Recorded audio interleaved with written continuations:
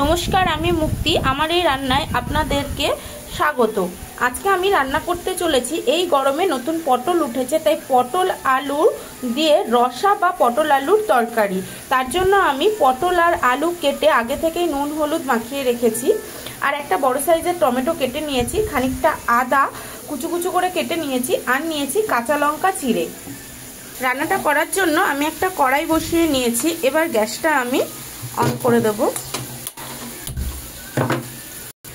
কড়াইটা গরম হয়ে গেছে, এবার আমি এতে প্রয়োজন মতন তেল দিয়ে দিচ্ছি। তেলটা গরম হয়ে গেছে, এবার আমি এই তেলের মধ্যে এই আদাটাকে ফোড়নে দিয়ে দেব।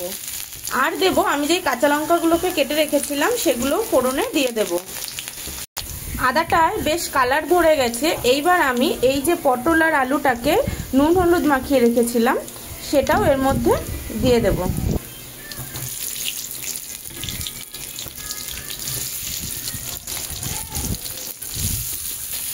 আলু পটলটাকে দিয়েছি, এইবার এই তেলের মধ্যে একটু ভাজা ভাজা করব। পটল আলুটা বেশ ভাজা হয়ে এসেছে। এবার আমি এর মধ্যে যেই একটা গোটা টমেটো কেটে রেখেছিলাম, এই টমেটোটাকে দিয়ে দেব।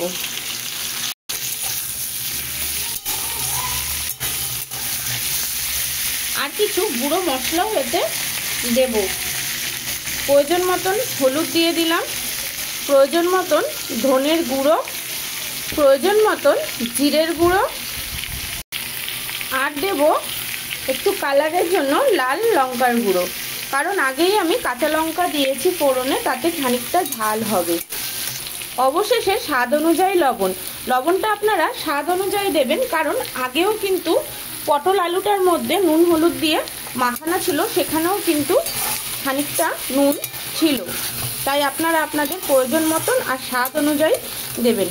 এবার আমি এতে একটু জল দেব, কারণ মশলাগুলো সম্পূর্ণই গুঁড়ো মশলা। অল্প একটু জল দিয়ে দেব।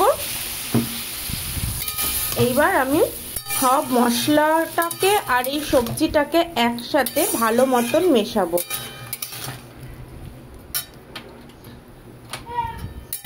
গ্যাসের আঁচটাও আমি বাড়িয়ে দিলাম। এবার আমি সম্পূর্ণটা মিশিয়ে ভালোভাবে কষাবো, যতক্ষণ এই টমেটোগুলো গলে না যায় আর সবজিটা মজে এবং সবজিটা দিয়ে তেল না বেরায়।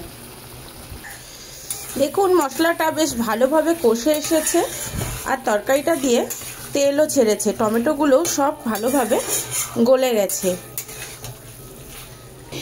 এই গরমে এখন নতুন যেই পটল উঠেছে, এই পটলগুলো একদম কচি হয়, দানাও থাকে না। এই পটল দিয়ে আলু দিয়ে এই রসা বা তরকারি খেতে খুবই ভালো লাগে। যারা নিরামিষ তরকারি খুবই পছন্দ করেন, এই ভিডিওটা শুধুমাত্র তাদের জন্য। আর তারা এইভাবে তরকারিটা রান্না করলে ভীষণ সুস্বাদু আর খুব ভালোও হবে। তরকারিটা কষে গেছে, এবার আমি এতে প্রয়োজন মতন জল দিয়ে দেব। জল দিয়ে দিয়েছি। এবার জল দিয়ে তরকারিটাকে বেশ ভালোভাবে মিশিয়ে দিই, যাতে মশলাগুলো জলের সাথে মিশে যায়। ঝোলটা ফুটে এসেছে, এবার আমি এর মধ্যে একটু গরম মশলা দিয়ে দেব। গরম মশলাটা অপশনাল, আপনারা চাইলেও দিতেও পারেন, নাও দিতে পারেন। তা আমি স্বাদের জন্য দিই, আমার বেশ ভালোই লাগে। আপনারাও দিয়ে দেখবেন, বেশ ভালো লাগবে। তরকারিটা ফুটে আরেকটু ঝোল মজে গেলে আমি এটি নামিয়ে দেব। খুব কম সময়ে এবং খুব তাড়াতাড়ি এইভাবে পটল আলুর রসা বা পটল আলুর তরকারি রান্না করতে হলে এইভাবে রান্নাটা করবেন, খুবই সুস্বাদু আর ভীষণই ভালো লাগবে। এক থালা ভাত এই তরকারি দিয়েই খাওয়া হয়ে যাবে। আমার এই ভিডিওটা যদি আপনাদের ভালো লেগে থাকে, তাহলে প্লিজ একটা লাইক শেয়ার কমেন্ট করে দেবেন, আর আমার পাশে থাকবেন। ধন্যবাদ।